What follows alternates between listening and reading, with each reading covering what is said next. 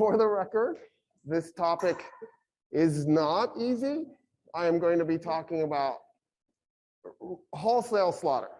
There's just no other way to describe World War II. So here's my deal. If you feel like I've pushed you to your limits, especially because all of us are still dealing with the stress of the pandemic and women are going to now lose their rights to everything because we're going to do a Handmaid's Tale. I'm so glad I've been watching the show because now I can see the future better. If you just get to the point where you can't take anymore, I swear I won't do anything to you penalty-wise. You can still get credit for being here. Just take care of yourself and take care of your emotions. So, having said that, also, if you're a neo-Nazi, this might be really hard for you too. I don't know if you know this. You probably don't. They lost. And so, like if that bothers you because you're a snowflake, I get it. You can also just go. You can just go now, actually. So having said all that, having established that, I'm going to put my cards on the table a little bit. I am part German. I speak German. I lived in Germany for 5 years. I am a fierce anti-Nazi. And so I am very clear in my mind that the Germans were the bad guys in this event. But it is also my goal to try to humanize everybody in the process, because it has been my experience that good people do evil shit. And so, good people. And so at the end of the day, I don't actually think that this narrative that Hollywood has taught us, that there's good versus evil, that they keep trying to shove down our throats, makes any sense when describing World War II. In part because an objective analysis of the sides, whether they were the winners or the losers, it all looks like shades of evil to me. And so I think what we're better off doing is trying to sort of bring a little bit of humanity to all of this in an effort probably to make sense out of it too. And we need to make sense out of it. World War II went 8 years. Some of you are doing quick math in your head and you're like, wait a minute, Normandy to the end of the war, that was only 1 year, because of course our public schools aren't really great. Some of you are doing the math and you're going, 6 years, professor, 39 to 45. Japan attacked China in 37. Brown people count. That's the start of World War II. If you think World War II started on September 1st, 1939, that's because you just want it to be white people versus white people. And you're discounting the fact that the war between Japan and China lasted 8 years and went from 37 to 45. It only ended when Japan surrendered to us. So July 7, 1937. Over the course of those 8 years, 65 million people died. That's our best guess. That's 8 million people a year. But the vast majority of that death took place in the last 4 years. In other words, it was back-ended. And it was wholesale genocide at times. To put things in a little bit of perspective, the United States lost 400,000 people in the 3.5 years we fought World War II. That was almost 4 years. I'm just going to say 4 years. December to September, that's almost 4 years. Close enough. We'll go with it. 400,000 people. It's our second worst war, right? After the Civil War, where we cleared 620,000 people. Great Britain lost 600,000 people. So the Brits lost an extra 50%. Yugoslavia lost 1.7 million people. Indonesia lost 2 million people. Japan lost 2.5 million people. Poland lost 5 million people, 60% of whom were Jewish Poles. 60% of the Jewish fatalities in the war were Polish. 60% of the Polish fatalities were Jewish. So that's an easy one to remember. Germany lost 7 million people. China lost about 20 million. I'm saying it like that because we really don't know. It's just a wild guess. 20 million people in 8 years. Like I can't even comprehend that. The Union of Soviet Socialist Republics lost 28 million people in 4 years. That's 7 million people a year. And you have to remember there was 170 million Soviets when the war started. And there was just over 140 million by its end. That's brutality in a way that the world really hasn't seen. There's an exception to that, of course, the 16th century when the Spanish committed wholesale genocide against the Native American population. And they weaponized, accidentally or purposefully, who cares, disease to help conduct that genocide. It makes the 20th century a really nasty time period to have been in. And so before we get anywhere, I have to sort of give you the ideology of why this happened. But it also helps frame what happened specifically in Stalingrad. And I'm also, because I've been a teacher for 27 years, I'm also going to give you a little bit of background before we get you to Stalingrad, so that I can nest Stalingrad in the whole war so that you can see how it fits into the big picture. So what happened was, of course, World War I ended, and the Brits and the French decided they were going to punish Germany. So for those of you who want to make Star Wars out of the world and have a good guy and a bad guy, if anything, the Germans were the good guy in World War I, and I'll give you a reason: the British Empire, right? The British Empire wasn't made by being nice. The British were ruthless. They conquered brown and black countries. They subjugated those populations. They stole their land. They colonized them. Now, the reason the war happened is because the British were worried that the Germans were eventually going to get into the colonization project on a grand scale and compete with the British. So the Germans had evil motives, for sure, but they hadn't yet fully conducted the kind of evil the British had to get to that point.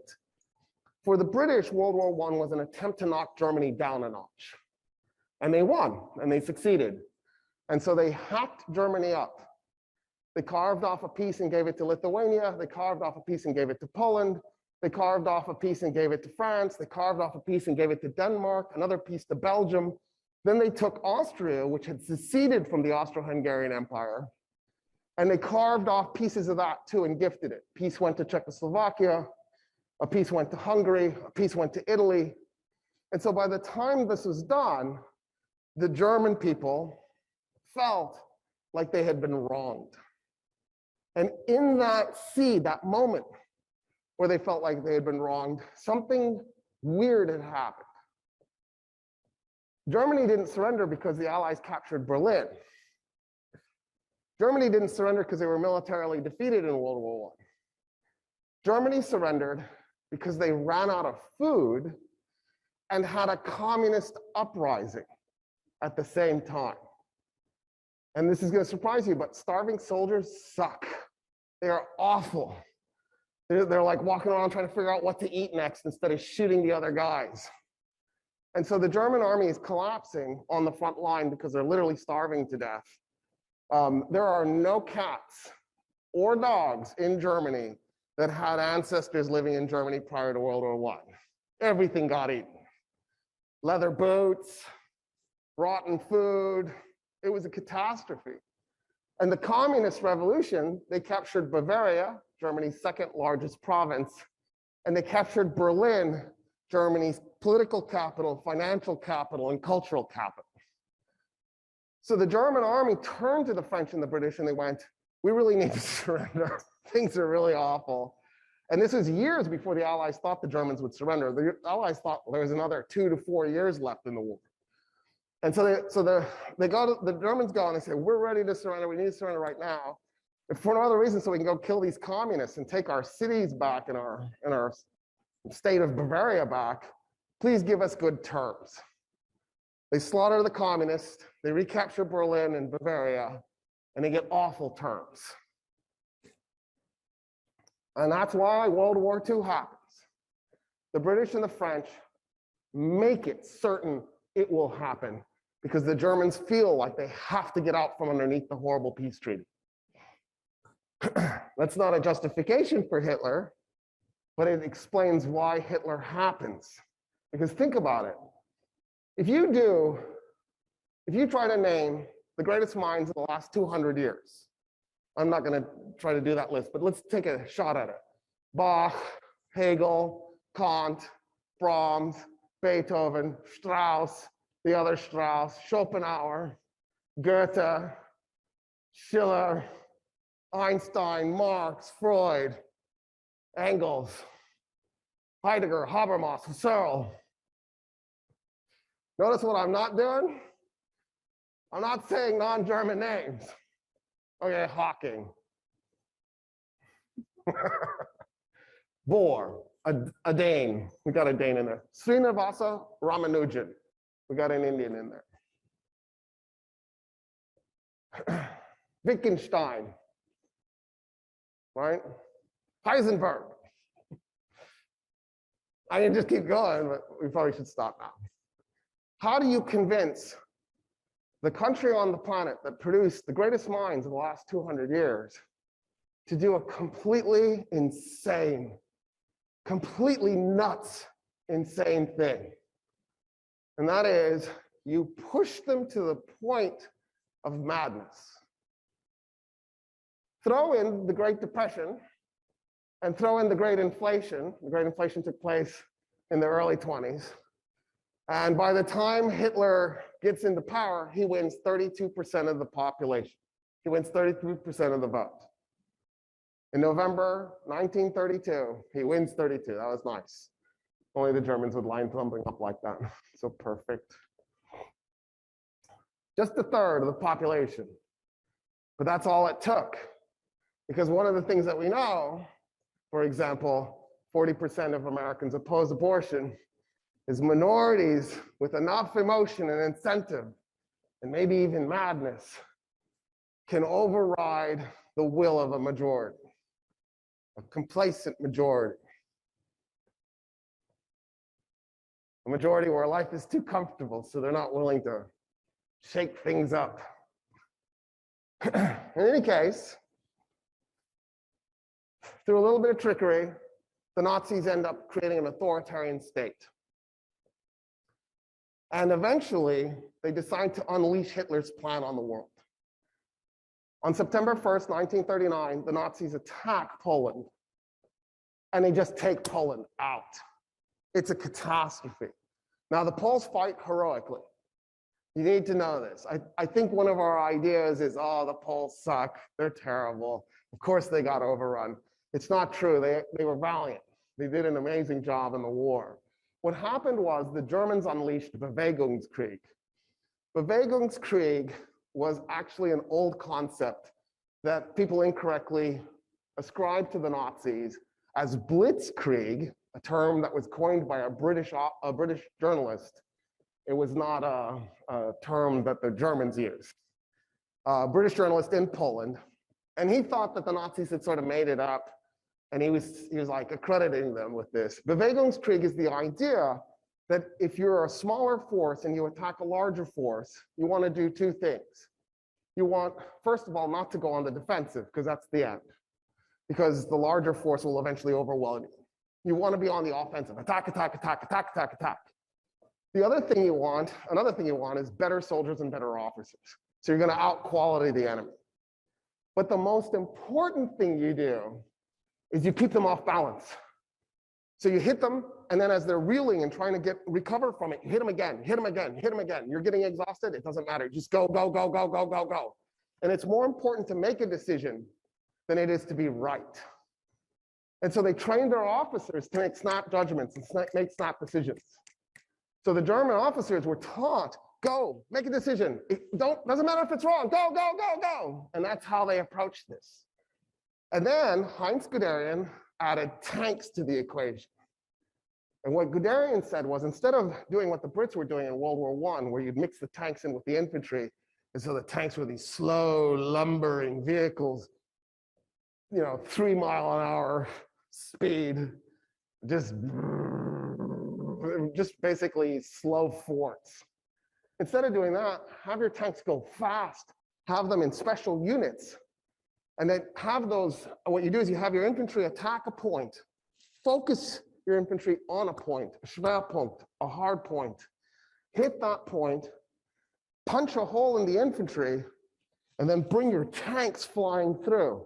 And if you have half tracks, put infantry on the half tracks, have them come flying through, and then run your tanks with your armored infantry and the half tracks and get them behind the enemy and cut them off, encircle. And then as they're building the next line, do it again. And as they're building the next line, do it again. And that way you're constantly behind the enemy and you're constantly heading towards their capital or whatever you're trying to capture. And they never have a chance to get on their feet and they never have a chance to create a coherent line. That's Bewegungskrieg. And it's a Prussian concept. And the Nazis took this concept and they employed it in Poland with Guderian's armored tank modifier, and they overrun Poland. Ironically, I think this is one of the funniest parts, German tanks sucked. I'm going to say it again because I know it didn't go in. You couldn't hear what I said because it doesn't make sense. The Polish tanks were as good, if not better, on the whole, than the German tanks. Isn't that crazy? The Poles had decent artillery. They had okay machine guns. The Germans had better machine guns, but they had okay machine guns. What they didn't have was German tactics and the German sense of just go, go, go. Don't stop for anything. So that's how they overrun Poland. A really weird thing happens. And this really weird thing is going to have a major consequence for later, so I have to tell it to you. On November 30th, 1939, so basically 2 months after Poland surrenders, not even, almost 2 months. What happens is the Soviet Union attacks itty-bitty little Finland. And the reason the Soviet Union attacked Finland is Finland owned property that was really close to St. Petersburg, which of course was at the time called Leningrad.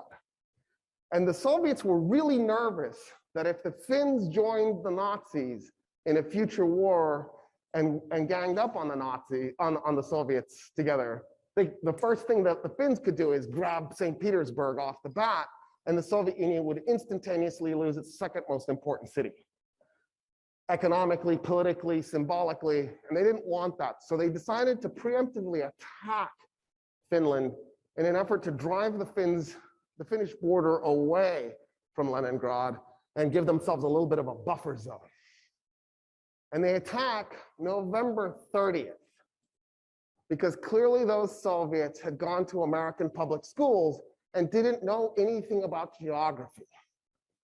You don't attack Finland in the winter, and the Finns tear the Soviets up. There's 1 million Soviet soldiers fighting 10,000 Finnish soldiers. Those aren't good odds. 100 to 1, what are the chances Finland will prevail? And the Finns got on skis, they got behind the Soviets, they got in front of the Soviets, they tried every tactic imaginable. The Finns didn't have tanks, the Soviets were rolling through with tanks. What the Finns would do is they'd make grenade bundles. They'd dig a hole in the snow. They'd put a sheet over themselves so that they're camouflage, right? Bed sheets are great camo in winter.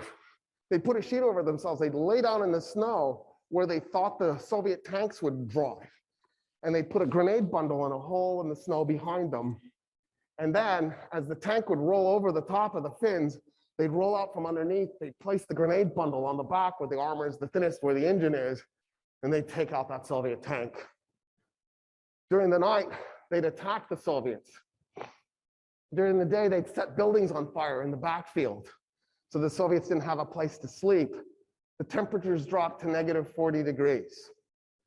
You ask, -40 Fahrenheit or Celsius? And I say yes, because that's where they intersect. It's so cold your engines freeze. The oil freezes in the tanks. You can't turn them on if you turn them off. So the Soviets had to run their tanks all the time. They couldn't turn them off because that was it. You'd never get it started again. The Finns finally surrender in early April. And when they did, they lost territory, but not a lot of territory. I'll show you on a map later. And what that did, though, is it planted a seed in Hitler's mind that the Soviets sucked. When you outnumber the enemy 100 to 1, and they give you that much hell, surely you can defeat them. What's also really strange in that moment is Great Britain and France had decided to come to Finland's aid. Great Britain and France planned to go to Finland and fight the Soviets. Is that not crazy? This is what they came up with, the British and the French. They decided they needed to take out the Soviet Union and Finland. And so here's what they came up with. They were going to invade Norway, because Norway did not give them permission to do this. They were going to invade Sweden. They were going to invade two neutral countries' territory. They were going to march into Finland and reinforce it and fight the Soviets alongside with the Finns. The Finns surrender, but the British and French ships were already loaded and on their way to Norway. The Germans attack Norway the day before the French and British troops land. And so when the Germans attack, all of a sudden these French and British troops show up and they tell Norway, "We're here to save you." And the Norwegians were like, "How did you get here so fast?" "Oh, we're fast." And of course they couldn't admit, "Yeah, we were planning to attack you. It just the Germans got to you first." And there's no point in fighting you now anyway because Finland already surrendered. Then the next crazy step happens. It's 1940. Finland is surrendered. Germany has taken out Denmark and Norway. And on May 10, 1940, Germany attacks France. In World War I, on two occasions, the Germans came really dangerously close to knocking the French out. In the opening move, the opening attack in 1914, France got a little wobbly. And basically, the only reason the Germans didn't take France out right at the very beginning of the war was the German soldiers had gotten so far ahead of their supply lines, tack, tack, tack, tack, right? That's what they were doing. They're just going, but they just couldn't go any further. The troops were way ahead of the ammunition and the food. So they had to stop and wait for everything to catch up. And while they were stopping and waiting, they were like, well, let's protect ourselves. So they dug trenches. And the next is carnage on an industrial scale because now everybody's trapped in these trenches. And then in spring of 1918, so just months before Germany surrenders, on November 11, 1918, at 11, on November 11, just months before that surrender event, the Germans launch an offensive called the Spring Offensive, and they almost take France out again. But they didn't do it either occasion, and as a result, Germany loses the war. Had they taken France out, it might have been different, because you got to remember the Russians surrendered. So Germany did successfully defeat the Russian Empire in World War I. You know how we have like the story, the Russians never lose? They did in World War I, they surrendered. And so if France and Russia had surrendered, Germany would have won. So for the Germans, France was this really awful pain in the ass. They needed to knock it out. So what they did was they had a plan to do the same thing they did in World War I. And for some reason, the plan was on an Air Force pilot, Luftwaffe pilot, and he got shot down over the English Channel, and the English got a hold of his plan. And the Germans went, well, I guess we're not doing that plan. So they had to come up with a new plan. And of course, the British and the French set up for the World War I plan, which was the Germans invaded through Belgium. And they were planning to fight in Belgium, just like they did in World War I. So the British and French are just waiting for the battle to start and charge into Belgium. And the new plan was Heinz Guderian and Erwin Rommel were going to cross the Meuse River at Sedan and Dinant and come up behind the French army and head to the English Channel and be in between the French army and Paris. On May 10, the Germans attack. The British and French rush everything into Belgium. On May 13, Guderian and Rommel arrive at Dinant and Sedan. They cross the Meuse. On May 16, so the battle has been going for 6 days. On May 16, Churchill flies to Paris. He's just become Prime Minister of the United Kingdom, and he wants to confer with his French allies. And he gets there, and the French government officials are throwing boxes of papers out of the windows in the courtyard. And they've got a bonfire, and there are French soldiers throwing the papers on the bonfire. And Churchill goes, "What are you doing?" And the French turn to him and they go, "We just lost the war." He goes, "It's 6 days old. What are you talking about?" They go, "Yeah, the Germans are between our army and Paris." He goes, "Send in the reserves." The French go, "We already did. We sent them into Belgium. There's no way to turn them around and bring them back." Churchill goes, "Do what you did last time when you get everybody in taxis and you drive them to the front. That's how you stop Paris from falling last time." They go, "No, we already basically did that. We put them into reserve units and sent them into Belgium. It's over." And Churchill, who had done multiple charges through no man's land in World War I, said it was the first time in his life he was truly frightened. Because he realized in that moment Great Britain was alone against Germany, had no ally because France was going. On May 19, so 3 days after that, the Guderian and Rommel reached the English Channel, and they cut the French army off from the rest of France. Bewegungskrieg. Unbelievable. If you had written that as a novel before World War II, your reader would have never gotten through it because they would have said it's unbelievable and they would have thrown the book on the ground. 9 days to take out the French Empire. Poland took longer. Now, the French refused to surrender right away, and they don't surrender until June 25th. And they fight an extra 37 days for pride. So we tend to malign the French like we do the Poles and think of them as terrible soldiers. They fought for pride. They couldn't win. They knew they couldn't win.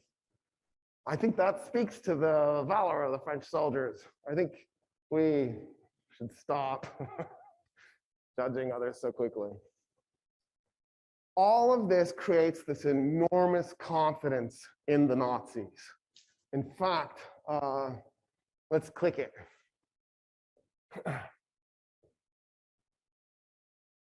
All right, so this is the situation in May 1941. The yellow is occupied territory, it's conquered territory. Italy is an ally, so they're in the darker color green. The light color green are also allies. In the case of Finland, they were never officially an ally. They declared that they were a co-belligerent. The Finns said that they actually didn't like the Nazis and didn't like what they stood for, but they had a common enemy, the Soviet Union, because Finland wanted its land back. The blue is surrendered France. We call it Vichy France because the surrendered government moved its capital to Vichy because the German military occupied Paris. And a World War I hero became the collaborator president of France, which is just totally embarrassing. And then, of course, you can see Germany's huge because it's been annexing stuff. There used to be a Yugoslavia. Germany broke it up. And Germany also took out Greece. Greece and Yugoslavia really matter. And here's why. Right before May, so April, Yugoslavia had a coup d'etat. And the government that had been in Yugoslavia was a pro-Nazi government. And when they had the coup d'etat, the new government was a pro-British government. And Hitler wanted to attack the Soviet Union. He was really nervous about what would happen if there was a pro-English Yugoslavia in his rear. And so he decided to take Yugoslavia out. But he thought, you know what, while we're here, let's go ahead and take Greece out. And so the Germans attack Yugoslavia and Greece and then chop Yugoslavia and Greece up into pieces and hand them off to their friends. So that's why there's a Croatia and a Serbia and a Montenegro. Italy annexed whole chunks of Yugoslavia. It was good for Italy, I guess. In any case, the reason why they wanted to do Greece is Italy had attacked Greece and the Greeks were defeating the Italians. It was a humiliating rout. And so Hitler went, oh, if you're our ally, I guess we have to help you out. So the Germans take out Greece, something the Italians couldn't do. This delays attacking the Soviet Union by 5 weeks. That 5-week delay may have been the deciding factor. So here's the thing. When you're 70 million people and you're going to attack 170 million people, you could win. It's possible. But you're going to have to play a perfect game. You can't afford to make a mistake when you're outnumbered that badly, when you're out-resourced that badly. You've got to make this happen. Now, if it was the Soviet Union, the Russian Empire from World War I, this would have been a cakewalk. Oh, that's racist, isn't it? You got to stop using that. Easy as pie. There we go. And the reason is because in World War I, the Soviet Union was 2% industrialized. But one of the miracles of communism and one of the miracles of Stalin was he forced the Soviet Union into a mass industrialization event. He killed probably right around 2 million people doing it. But in the process, he made it so that the Soviet Union was about 60% industrialized instead of 2% industrialized. In other words, the only reason the Soviet Union survives World War II is because Stalin was a really brutal bastard. And he actually paved the way for the Soviets to have the kind of industry necessary to fight Germany. Because remember, Germany is a super industrialized state that focuses on quality. And so if you're going to win, you're going to have to overcome them with quantity. So Germany can't afford to make any mistakes. That 5-week delay is going to come back and bite them really badly. To make things even weirder, when they're fighting the Greeks, the long island at the bottom end of Greece is Crete, for those of you who went to American public schools. And daycare. And Hitler wanted Crete because he was worried that if the English kept it, they could use it as a platform to bomb. They could use it as a platform to do raids. And so the British had fallen back to Crete because the British actually went into Greece to help the Greeks. And once it was over, they fell back to Crete in a desperate attempt to hold onto the island just for that purpose. And so Hitler he ordered Germany to attack and capture Crete. To do it, they went in with paratroopers. Well, they needed to send in reinforcements, so they began flying in transport aircraft as fast as they could with reinforcements, but they didn't have time to take the transport aircraft off the runway in a gentle way, so they just began bringing in bulldozers and shoving them off the runway, and they destroy a bunch of transport aircraft. And in the process, they cripple their ability to supply a city that gets surrounded. And that's going to haunt them later because they lose too many transport aircraft. In other words, they're making mistakes all along, every step of the way. And they capture Crete. They do it. They pull it off, but at a heavy price. Stalin believed that he could postpone the war if he cooperated with the Nazis. And the reason he wanted to postpone the war so much, because he's a little desperate for this, is he had just gotten through doing the purges. So Stalin had just had an event. He probably needed one of our fancy drugs that we have today for such an event, but he had a paranoid event, right? Most narcissists are prone to this, so you have to be careful when you make them your leaders. And when he had this paranoid event, he decided to purge the government and he decided to purge the military. And he literally decapitates the officer corps. He slaughters generals, he slaughters colonels, he sends people off to gulags. It's a disaster for the officer corps. So he needs to retrain them. So he needs time. So he makes the Nazi-Soviet peace pact. And he's hoping that will work. The Germans needed a bunch of Russian resources. So an integral part of the Nazi-Soviet peace pact was that the Russians would send them the resources they needed, which is of course ironic because the Germans were then making tanks and bombs out of those resources to use against the Russians. And what Stalin is hoping is, if he buys enough time, his officer corps will recover, his military will be ready, and then when the Soviets do get attacked, they'll be able to repulse the Germans. That's the gamble.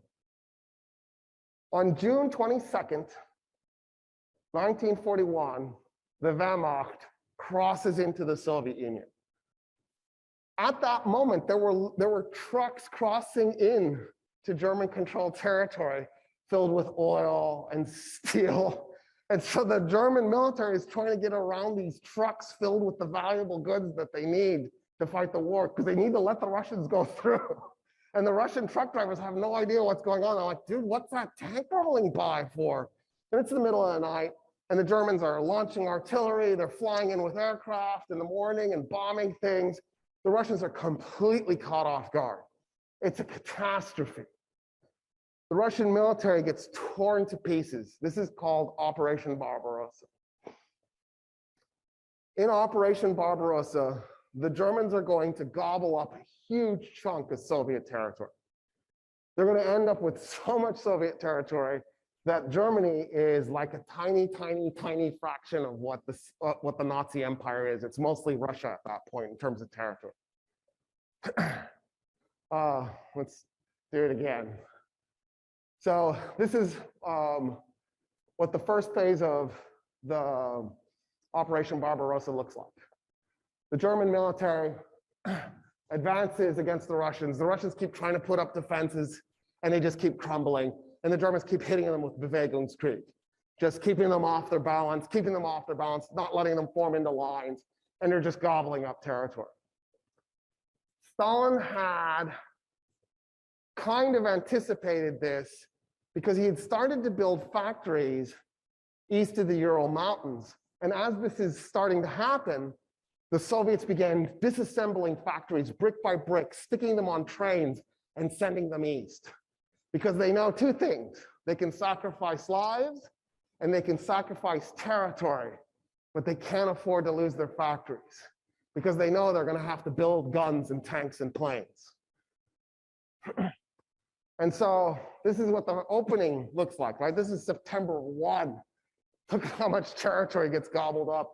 I mean, compared to what the Germans have, basically Germany's already double its size.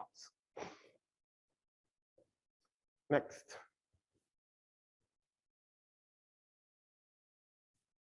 All right. Oh, actually, go back for a sec. I forgot, I need to show an arrow. See those arrows right in the middle going down? There's 3 going south, heading towards Kiev, if you're Ukrainian. You see them? So here's what happened. Heinz Guderian is charging towards Moscow. He's got this thing. He's thinking, there's nothing in between me and Moscow. I've got it. I'm just going to go. Hitler goes, no, stop, turn around, head to Kiev. Guderian's like, wait, why? Hitler says, it's more important to take out Russian soldiers than it is to capture Russian territory. There's a bunch of Russians in Kiev. There's about 600,000, 700,000. Let's go wipe those guys out. Then we won't have to fight them later. Guderian's like in tears, weeping, going, no, Moscow, it's right there. Let me just go. But he doesn't disobey his orders, and he heads to Kiev. Now put it to the next slide. And Kiev is a disaster, as most of the battles were. So I thought you should see some numbers just to kind of give you an idea. I'm only going to give you one example of the disasters in Barbarossa, and it's Kiev. But if you look, the Russians outnumbered the Germans. By the way, the Russians got about 70,000 reinforcements. So it was about 700,000 to about 540,000. And the Germans lost 15,000. They had another 46,500 or so wounded. On the other side, the Russians lost 164,000 to death, 84,000 were wounded, 452,000 were encircled, only 15,000 of whom managed to escape. The Russian losses were about 11 times greater than the German losses. Can you imagine marching 435,000 soldiers to a POW camp? What does that look like? I can't even comprehend the number. It's insane. For the record, most of those Russian soldiers will not get back to Russia. Russian soldiers that ended up in German POW camps, about 19 and 20 don't get home. That's not a good outcome. All right, next. So, again, so now, one more time, we're getting to Moscow. Oh, you went too far, there we go. So the green is the next phase of captured territory. And if you look, they got really close to Moscow on the top left, and not so far from it on the bottom right there, just to the southeast of Moscow. By the way, that's Heinz Guderian. Since I keep mentioning him, I tell you that the guy coming up through Tula or alongside Tula is Heinz Guderian. He never visually saw Moscow, but the other guys on the other flank did. They were looking at it. They could see it. That's how close the Germans got. They're not like Napoleon. Napoleon took it. The Germans don't take it. They just look at it. And of course, Guderian's like, man, if Hitler hadn't sent me to Kiev, I would have taken it. And one of the really important things about this too is because there's a little bit of Hitler was a genius bullshit that sort of floats around in the mythology. Like, oh yeah, no, he's an idiot. Every time he got involved, he cost the Germans the victories. The war would have never happened without him, but he's also the guy who made sure his side did not win. Stop valorizing Hitler. He's just stupid at every level. You don't have to give him credit for anything. Well, except for the Autobahn and Volkswagen. He invented those. So I guess that's good. And then he also did retirement plans for housewives. That's kind of cool. And he also did vacation packages for housewives. He liked women more than the United States does. So this is the maximum extent the Germans got. They basically had stretched their supply lines to the point where they couldn't go anymore, and then the winter set in. Actually, first it rained because God hated the Nazis. So it rained, and for the record, not much of the Soviet Union was paved. Mud roads kind of suck, tanks and trucks sink into them, and then you get a nice good freeze. The freeze is solid, and now your tanks and your trucks are stuck in the frozen ground. And they have one of the worst winters recorded in the 20th century. The temperatures are going to drop again to -40. And a huge section of the German military just freezes to death. In part because Hitler thought if he sent them winter uniforms, it would wreck their morale because they would know they were going to fight in the winter. And so he kept them in their summer gear. Isn't that genius? There you go. You wanted an example of Hitler genius? How about that? So, what's really interesting about this moment is the whole time in the war, whenever Stalin got intelligence from his secret service, his spies, Stalin would ignore it. He just refused. So like the day the Germans attacked, the Russian spies were like, Stalin, we're gonna get attacked. It's coming, it's imminent. He's like, no, never happened, ignore it. And he refused. He just kept ignoring them. He's told by an operative in Japan, a Russian operative in Japan, that the Japanese are planning to attack the United States on December 7th. He had been horrified at the prospect of fighting a two-front war where the Japanese attacked the Soviet Union from the east, and then he was fighting the Germans in the west. In fact, That was the plan. Hitler and Japan had worked out a deal where the Japanese were going to attack the Soviet Union from the other side. And the whole time the Germans are heading to Moscow, they keep telling the Japanese, why aren't you attacking? You're supposed to attack from the other side. Please attack. Why aren't you attacking? The Germans even gifted they gifted Vietnam to the Japanese. They're like, take it. Take it from the French. They don't need it. We just conquered France. We'll make them sign it over to you. And the Japanese are like, thanks. And then they attack the United States. And for the first time, Stalin believed his intelligence. Before the Japanese attacked the United States, he pulled his soldiers that were in the East and he sent them to the West. They were Siberians. Next slide. Oh, I don't know why I did the tanks. Did I not do a picture? Try the next slide. Maybe I screwed this up. One more. No. Oh, yeah. I guess I did it there. All right. I guess we should go back to the tanks. Should we go back to this? I'll just tell you what about the tanks, and then let's do the Siberians next. Okay, yeah, you put it there. All right, so these are the tanks that played a major role in 42, not so much 41, although there were some of these in 41 as well. The reason I'm focusing on 42 because that's when the Battle of Stalingrad takes place, and I'd rather have you familiar with that. The top left is a Panzer III. It was the main German tank. It had a 50mm gun.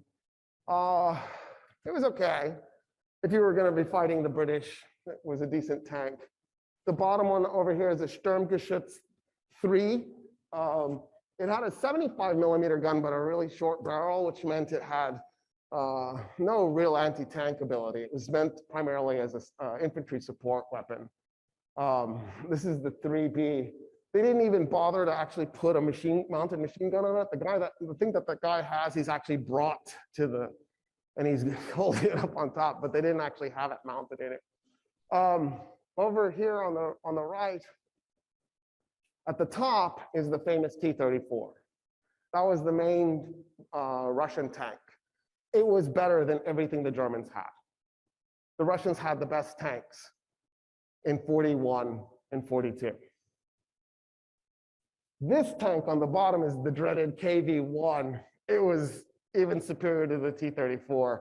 The Germans had nothing could knock out a KV-1. It was the absolute master of the battlefield, which is hilarious because the Germans kick the Russians' asses with the sucky tanks, just like they did in Poland. By the way, the French and the British had better tanks than the Germans. There is a rule in World War II. The side with the better tanks will lose. So you know how you're always touting technology? Technology will solve everything. Technology this, technology that. You should read more history. The side with the better tank will lose in World War II. The tank in the middle is a KV-1 inside the Barickety gun factory.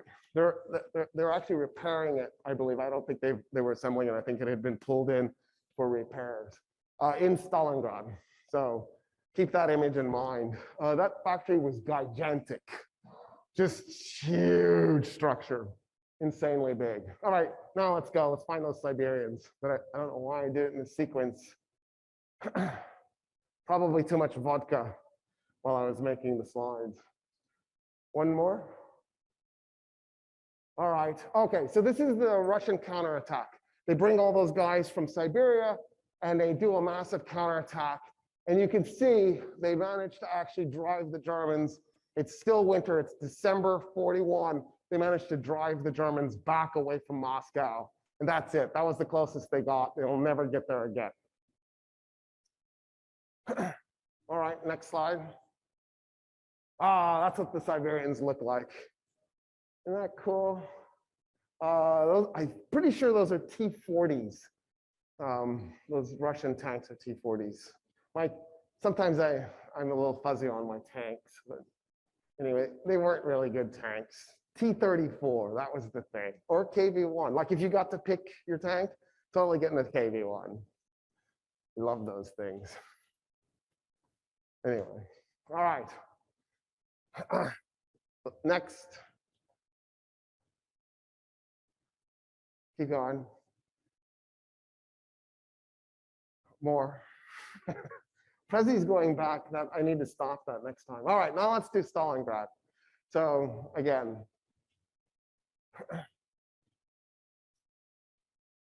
so I like this quote a lot. This quote was actually done during Barbarossa. It was done by a German colonel. The German army in fighting Russia is like an elephant attacking a host of ants. The elephant will kill thousands, perhaps even millions of ants. But in the end, their numbers will overcome him and he will be eaten to the bone. One of the things that absolutely drove the Germans bonkers was the massive expanse of the Soviet Union. Just miles and miles and miles of flat grain everywhere, and occasional trees, and then these really obnoxious gullies. So Russia looks flat, and then you're driving along, and all of a sudden you run into a gully. And the roads are dirt, so there's dust everywhere, and you just go for miles, miles, miles. It was demoralizing the German military. On top of it all, there was something really fascinating. So war movies are zombie movies. I don't know if you've ever noticed this, right? The enemy, there's always one side that's evil, zombies, and they're always dumb, and they don't really talk much, and if they do, it's in German, and they say something that sounds terrible. They probably said Schmetterling, and it just means butterfly. And you're like, oh, it's horrible. I know they said something terrible. And, right? And that's how we cast them. And they just keep coming. And you shoot them, and you shoot them, and you shoot them, and they just keep coming. And they're always the attackers. The bad guys are always the attackers, and you're the defender, and you're fighting for your life and liberty, and you're there heroically, and they've got all this background on you.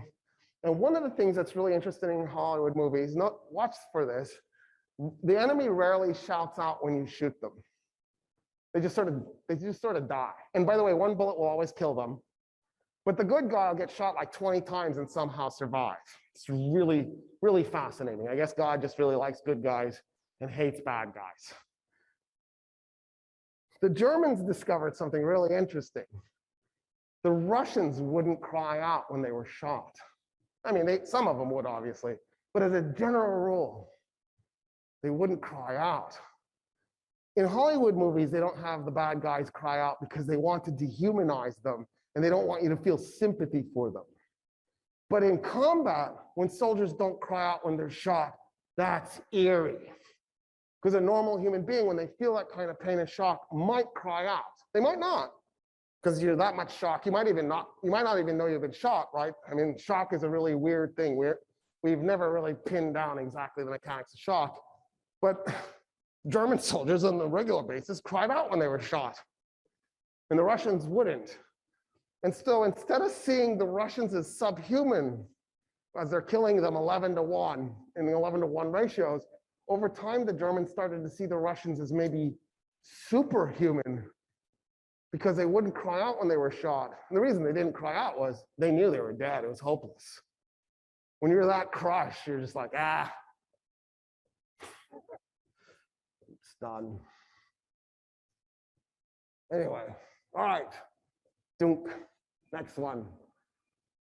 All right, this is Hauptmann-Winkler. All right, so at some level, my lecture tonight is a little bit of a plug for a friend of mine. He's an Australian. His name is Jason Mark. He wrote both of these books, and they're fantastic if you like this stuff. Most people will probably be just really bored because they're not really like novels. They're detailed historical accounts. I happen to have edited both of these books, so anyway, this one is about Stalingrad. And so some of the material I'm actually going to bring in tonight is stuff that I've gotten from Jason Mark's book. I should just show you too, for full disclosure purposes, not only did I edit the book and I mentioned in the book, he signed it for me in Stalingrad. That's how bad my mental illness around World War II is. So just for grins and giggles. He and I went on a trip to Stalingrad. A friend of mine named Michael Halash took us, so I want to plug him too, just so that he gets full credit. Anyway, Hauptmann-Winkler is in that book. In fact, Jason Mark is the guy who figured out his name. So for years, he had become the symbol of the futility of the fight in Stalingrad. He has a badge next to his cross of iron. The badge that's on the left side of the cross of iron, that's a assault badge, a combat Sturmabzeichen, a combat assault badge. It's broken.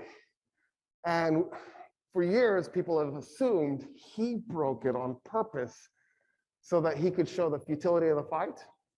So his attitude was, we can't win, we're all gonna die. I'm gonna do my duty.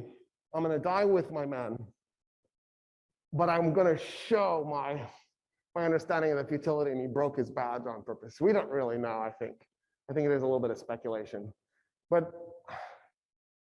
there's a little bit of a forlorn look in his face, I think. At least that's what I see. And so he sort of became the symbol of the futility. The way Jason Mark figured out who he was is he would go onto eBay and buy boxes of pictures. People would find pictures from World War II in their attic, and they'd sell them on eBay. Next. And Jason Mark, by random, bought Hauptmann-Winkler's wedding photo, and then figured out who he was. He recognized him in the picture. He's like, oh my God, I know who this guy is. And that's him when he was a lieutenant. I did this because I think it's important to remember that even the Germans were human. We can be really clear, they did really evil shit. Holocaust, done, right? The conversation's over. There's nowhere to go. What they did to Poland was just absolutely evil. But they were people just like you and me. And let's be honest, most of us love obeying orders. We can't wait to be told what to do. So anyway, I just wanted to humanize some of the Germans just a little bit. Isn't that crazy? He found his wedding photo. Just, what are the odds? All right, next. All right, so I love this statue. I am emotionally very attached to the statue. It is, of course, of children dancing around a crocodile. It's in front of railway station number 1 in Stalingrad. Today, Stalingrad is called Volgograd, of course. During the battle, it disappeared. We have no idea what happened to it. It was a big statue, so I'm left with the only possible conclusion being like, a 120 millimeter shell or something landed on it. Something like that had to have happened. Like just something that big wouldn't just vanish. For years, the people of Volgograd, the new name for Stalingrad, have been wanting to make a new one. They just did it. They just did it, I think, in 2016. So there is now a replica in front of the railway station of this statue. And I really feel like it exemplifies Stalingrad in such a really strange way. Children dancing around the crocodile. Like, there's something really amazing about it. If you'll notice, the city is in ruins. The city is smashed to pieces. In fact, there's flames in the background and smoke. So on August 23rd, the Germans bombed Stalingrad. August 23rd, 1942. The German military, after they recovered from the stinging Battle of Moscow, where they were effectively defeated by the Siberians, sort of hunkered down, waited the winter out. In the spring, they started fighting again. And their goal was to get to the Caucasus Mountains. And the reason they wanted to get to the Caucasus Mountains is because that's where the Soviets had their oil reserves. In what is today, well, what was then too, Azerbaijan. Baku was the big oil refinery center for the Russians. But also Chechnya, Grozny had a massive refinery, and there were oil fields all around in Chechnya. So the Germans wanted to get to that. The reason the Germans wanted to get to that is Germany had one oil field. And I don't know if you know this, but aviation fuel and gasoline really pretty much only come from oil fields. And so Germany was completely reliant on this one field, and it was in Romania. And the United States military from early on figured that out. And we began doing raids against Ploesti, the oil fields in Ploesti and the oil refinery there. Our first raid, I think we lost 25% of our aircraft. Is it a suicide mission when 1 in 4 of you aren't coming back? I kind of feel like that's at least close to the threshold. So does that mean they were suicide bombers? I kind of feel like that's at that point. The bombing campaign that we did in World War II was an act of nonstop pure terrorism. By definition, terrorism is when you target the civilian population. War is when you target military assets. Now you go, well, but the factories were military assets. Okay, but if you have a bomb that has a 1 in 100 chance of hitting a factory, and you want to drop 10 bombs on that factory to take it out, right? You're going to drop 990 bombs on the civilians in the surrounding area. That's the very definition of terrorism. Plain, pure, and simple. The war was actually prolonged by our bombing campaign. And the reason is because Germany didn't go to total war until 43. And even after it went to total war, it was probably too late. They probably should have done it earlier. They didn't pull the trigger in time. When you bomb a city, you now terminate the desire and the ability of the civilian population to carry on with their normal civilian life because their job is gone, the factory they worked at is gone, their business is gone, their home is gone, the school for their kids is gone. You know what I'm saying? And so what then happened was those German civilians would then go into the factories and they would start to repair them and then put them back online and get them producing, and they would produce at a faster rate because now those Germans are now volunteering to make that war material. There is an exception. The Allied campaign against Nazi oil assets, that was crippling to the German cause. Every time a bomb dropped on a refinery or dropped on an oil field, took out a rig, it set the Germans back. And they felt like, okay, we've got to figure out a way to protect our oil assets. Maybe we can get Russian oil. So they charged towards the Caucasus Mountains. For the record, they captured the oil fields, in case you were wondering. But the Russians had blown up the rigs before the Germans arrived. So the Germans did extract some oil because they repaired the rigs, pulled some oil out of the ground. Some estimates suggest they may have broken even, that the oil they spent to get to the oil fields was compensated by the oil they pulled out of the oil fields. I'm dubious. The men that they lost and the equipment that they lost getting the oil fields make it a defeat for Germany for sure. Stalingrad was on the northern flank of the German assault to capture the oil fields. So if you think of them as they're charging this way, it's on this side. It's on the left-hand side. The German military had decided there was no strategic purpose in capturing Stalingrad. They could just bypass it. They didn't need it. It didn't serve any purpose to take it. So von Richthofen, the commander of the Southern Front, the Luftwaffe commander in the Southern Front in the Soviet Union, bombed the city on August 23rd. It turns out that was another catastrophic mistake for the German military. This is going to sound completely counterintuitive. If you want to capture a city, don't bomb it. Terrible idea. Cities work great for driving vehicles through and marching through when the streets aren't filled with rubble.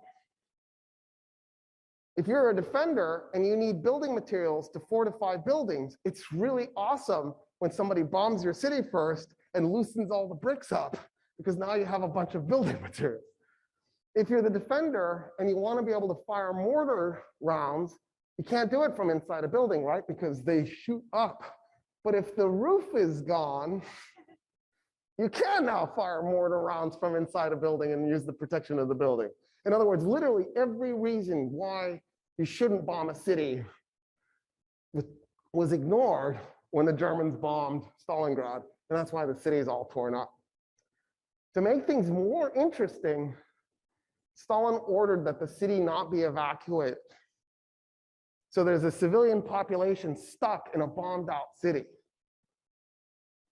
And then Hitler gets involved.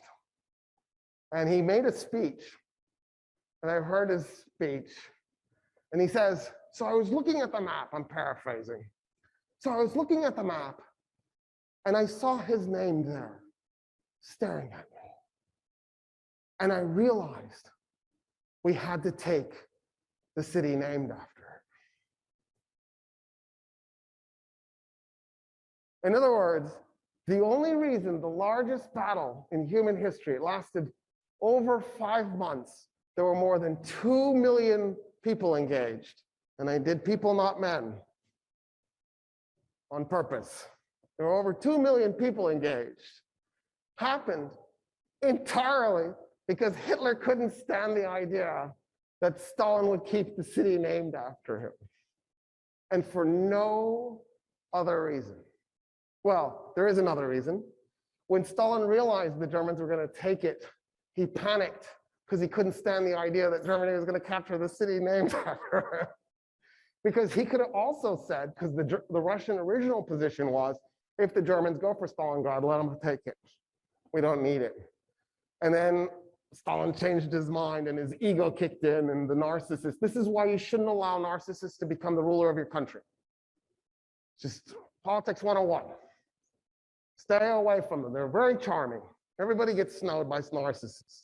If you've ever been on a hiring committee, you've probably, a guy walked in and charmed you, and you're like, oh yeah, that's the guy. They're so full of shit, don't hire them. But we're humans, we love being charmed. 6 months later, you'll hate their guts. They'll teach you. Eventually, you'll figure this out. In any case, that's why the Battle of Stalingrad is going to happen. It's just an ego trip. Next slide. All right, do it again. So this is the offensive I was telling you where they tried to get to the oil fields. Grozny is the target. They didn't actually get to Grozny, but you see where it says Maikop, just to the south of it, that was the Caucasus Mountains. They actually climbed Mount Elbrus, which is the tallest mountain in the Caucasus. And the German military put a plaque up there and said, we climbed this mountain, the furthest extent that they got in the war. It's insane, the distance. It's just mind-bogglingly insane at that point. And you can see they've come right up on Stalingrad. And they don't need it. They can just ignore it, but they're not going to do it. So another thing that you should learn is, if there's a city that's especially difficult to defend, name it after your leader so that you can bait the other side. I think that's just like, if there was not a lesson you were going to learn, that's the one you want to learn. All right, next. Again. All right, so this is what Stalingrad looks like. It is an extremely long, extremely skinny city. The width is insane. Actually, Austin is really skinny too. This is skinnier and longer. So think Austin, but then take it up a notch. For whatever reason, there's a really bizarre feature to Russian geography. The cities in, the rivers in Russia either flow north or south, right? Russia is the long state, it makes sense. They're going to flow north or south. In the south, they flow south. In the north, they flow north. So that's easy to remember. In the south, I don't know if this is true of the north, for whatever reason, the West Bank is always higher than the East Bank. If it was the other way around, it would have given the Russians the advantage, because the Germans would have had to cross a river and then climb a hill. And then the Russians would have had the artillery on the high ground. But I guess God really wanted the Russians to suffer because he made it go the other way. So when the Russians would approach the river, they had the high ground. They could then deploy their artillery and suppress the Russian artillery on the other side and then affect the crossing of the river. And that's true also in Stalingrad. Stalingrad itself, one of the reasons why it's so skinny is there's a big hill to the west of the city and it nestles up against the hill. And so that sort of became like the ending point of the width of the city. When the Germans attacked, so the Germans bombed the city on August 23rd. In the weeks that followed, they changed their mind and decided to go after the city. They actually invade the city on September 14, 1942. And they come in, I need a pointer. So see how there's a river right there? They come into the north of that, there's a railway, and that's basically the center of the city. They come in right into the center of the city. The German goal is to just rush into the city and capture it. Bewegungskrieg, right? They're just gonna go right in, get it. They're just gonna rush. They're gonna leave stuff, it's gonna be messy. Who knows what they capture, who knows what they don't capture, they don't care. They just need to do it quickly. The Russians freak out and then try to stop it from happening. There were two retreating Russian divisions that take positions in the city. The NKVD was I guess it's the equivalent of the FBI. Yeah, we did COINTELPRO. Yeah, the equivalent of the FBI, right? Equally amoral, ignore constitutions and law, just do whatever you want. That, whatever that is. The NKVD went and they rounded up civilians and they were just like, here you go, here's a weapon. We gotta stop them. And so there's a portion of civilians. There were women who were in combat at this point. Most of the anti-aircraft units, the guns were manned by women. Sorry, let's try that again. Most of the guns were womened by women. Since manned by women seems really weird and inappropriate somehow. And in fact, in the north, as the Germans were approaching, as the German tanks were approaching, the women took their anti-aircraft guns and aimed them across the landscape and were actually fighting the German tanks with their anti-aircraft guns. And it was a total knockdown, drag-out battle. The women are eventually overrun, their artillery units are overrun, but it drove the Germans bonkers, especially when they got there and they're looking at all of these dead Russian women. They're like, my God, we were fighting women. What the hell is this? That's not right. So there are women also joining these militias, and they're trying desperately to hold. But you know, untrained soldiers, you're probably really mostly just arming the other side at that point. You know what I mean? Because they're probably going to die. So the Russians did a desperate stopgap measure.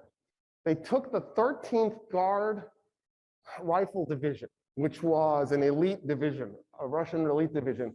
And it was on the east bank of the river because, again, they weren't planning to defend the city. So they didn't deploy enough units into the city and they rushed it across the river in the daytime. And so the Luftwaffe shows up and they just brought in Stukas and they just went up and down the river, mowing down the Russian soldiers in the river. And they just kept sending them. They just kept sending them. And when they hit the shore, they would just run towards the railway station in the middle of the city. And then there's a circle up there, that's Mamiev Kurgan. It's a big hill. And they would run soldiers as fast as they could to Mamiev Kurgan. The estimate is of the 10,000 men in the 13th Guards Rifle Division, 3,000 died in the first day of fighting. The Germans captured the railway station. The 13th Guards Rifle Division recaptures the railway station. The Germans counterattack. They counterattack again.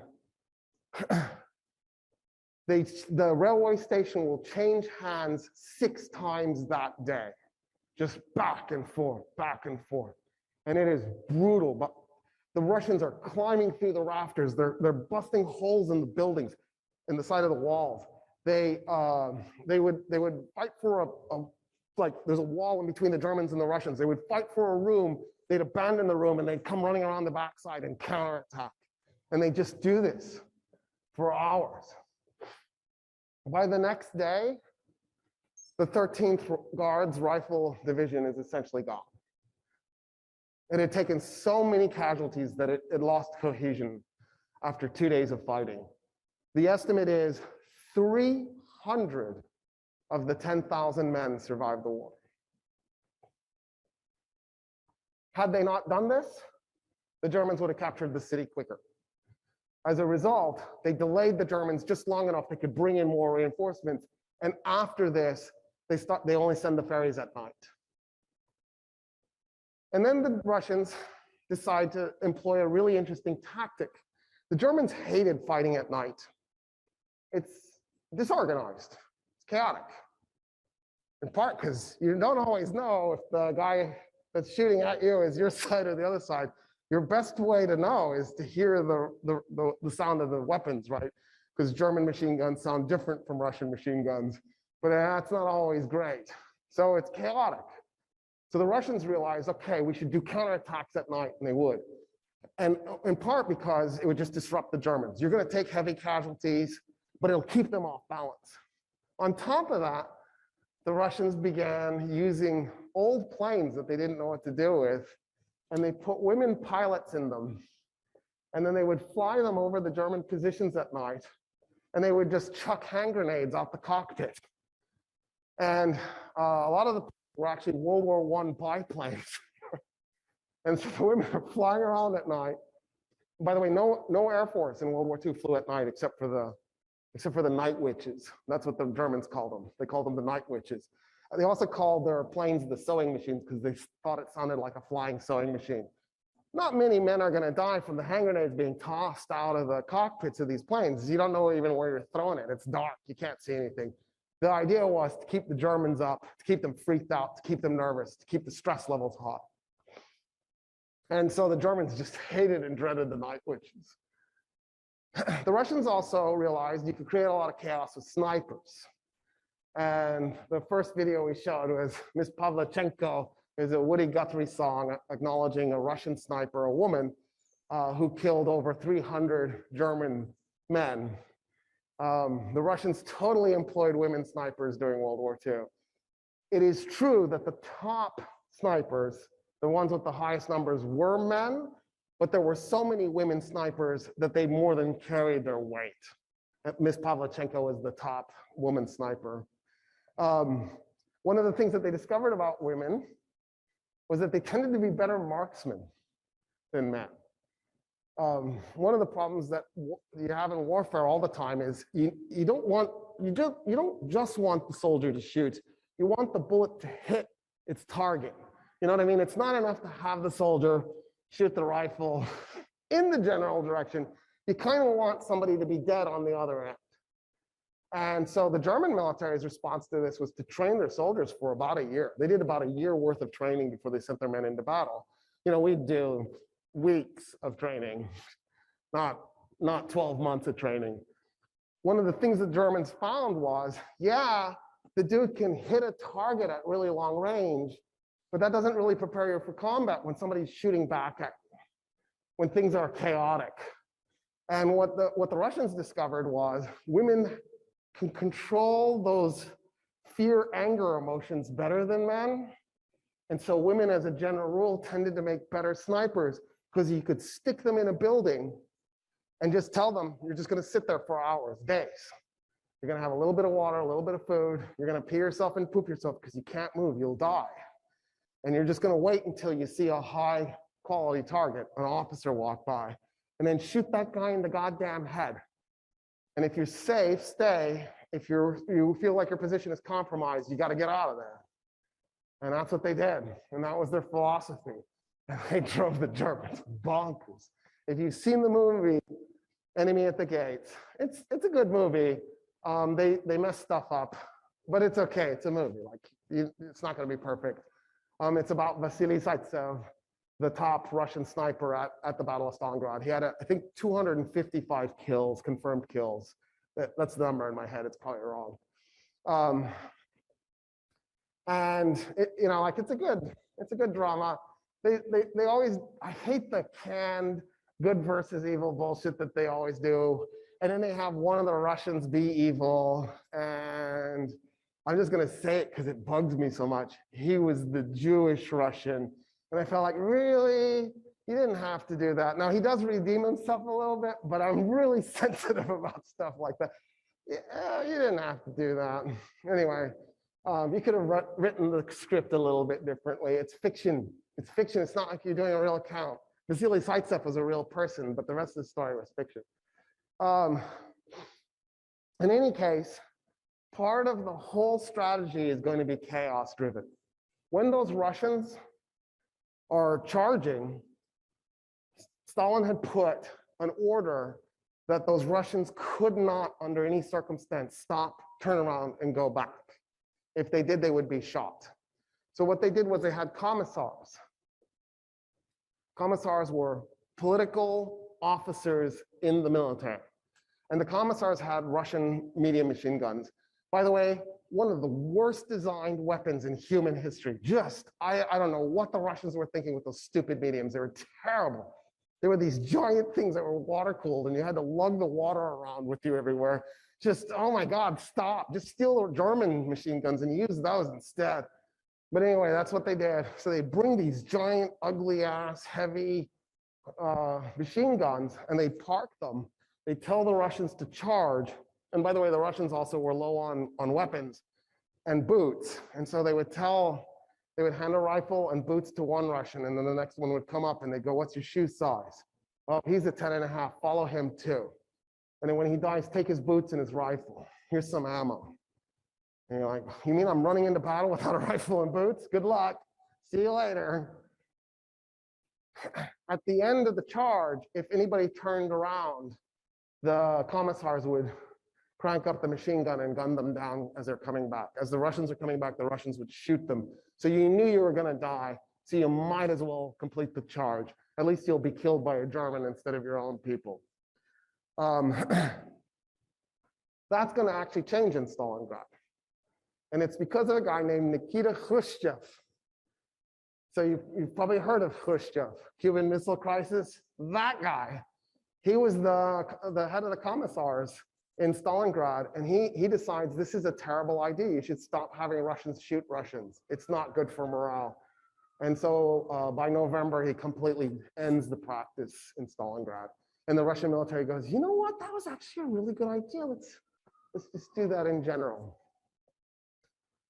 All right, let's do the next slide. All right, so this is the southern approach. This is a German map. I just like the idea that we're bringing in what they were looking at. And this is just the southern part of the city because the city shoots up really far north. And you can see where the Russian units were deployed according to German intel. German reconnaissance, they were just flying over Stalingrad and taking photographs. And they could mark all the positions. That spot right there, there was a Russian tank unit and they got overrun. Just unit after unit was overrun. And the Germans poured into the city and, well, let's do the next slide.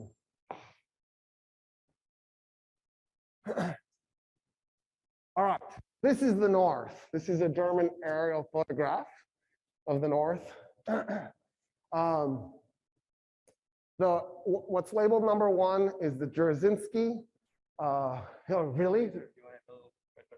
Yeah, cool. Oh, cool. And it works?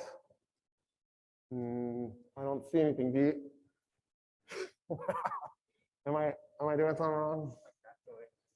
It's your cat toy? Oh, that's what it is. It's not murder. All right, that's cool. It's labeled. I got a 1 over where I need it. That's the Dzerzhinsky Tractor Works. They make tractors there. They have like treads and turrets on them. You know, you're out farming and then you just need to rotate the turret. Number 2 is the Krasny Barakidi gun factory. They make guns there, not handguns, guns. Guns are the big things. I think most people call them cannons. And those are really great to mount on tractors. So that's what that's about. And then the number 3 is Krasny Oktyabr, Red October factory. Number 4 is the tennis racket. It's where the trains have this big turnaround, and it looks like a tennis racket, hence the name tennis racket. And that's the Volga River. So the initial battle that I told you about, where the railway station, that was September 14 when that happened. The Germans decide in October that they need to now take the factory district of Stalingrad. And so on October 14, they attack the factory district. And they overrun Dzerzhinsky tractor factory really fast. It goes down hard. But the Barricade, number 2, that's gonna be a fight. As the Germans are attacking the factory, the Russians actually literally had tanks that were in the process of being built. And so the Russians are actually churning the tanks out and putting them right into battle. So the crews have no experience. They're just jumping into these things. And in fact, in some cases, the workers in the factories were trying to man the tanks. And on multiple occasions, women ended up womening the tanks. I know of 3 women who received medals for their service as tank crews in the Battle of Stalingrad by the Russians. There was more than 3, but 3 got a medal for it. In any case, the workers at the factory, men and women, also armed up, and they fought. And they fought as hard as they could to hold on to the factories. It takes the Germans 1 month to capture the factory at the Barricade. It's this big, giant, massive assembly line, and the Russians fight room to room. Like they are fighting inch by inch per day. It's a crawling, nasty, knockdown, drag out battle. Next. So this is what the factory rounds look like.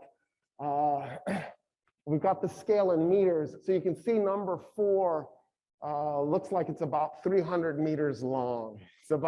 It's closing in on the kilometer line. That's how big these factories are. They're gigantic. They're insane. So the big factories, the big black buildings, that's what took a month to capture, basically. Not quite a month. They basically were September 27. So I guess that's only 2 weeks. It feels like a month. But they're gone, room to room, room to room. By the time they get to September 27, I'm sorry, I'm mixing up my months. October 27. No, they went into November. It is a month. They fought for a month. By the time they get through that month and they get into November, the German units are completely exhausted. They've really got nothing left. Their morale is shot. They're just broken. They've been fighting for days nonstop. I mean, I shouldn't say nonstop. I think there's this concept that you're constantly shooting. They would totally take breaks in the middle of the day. They'd be like, shit, let's go eat. They'd get the bodies, right? They'd hold up white flags and go get the dead and the wounded. They did take breaks. It's day after day after day. They're just getting ground. So Hitler gets involved. I feel like every time I say Hitler gets involved, you need to know this is going to be stupid. So if you haven't figured that out yet, let's just put that into your head. It's actually not stupid. It's maybe ill-advised. Hitler has this great idea. Why not create just pure elite units, just units with the best of the best?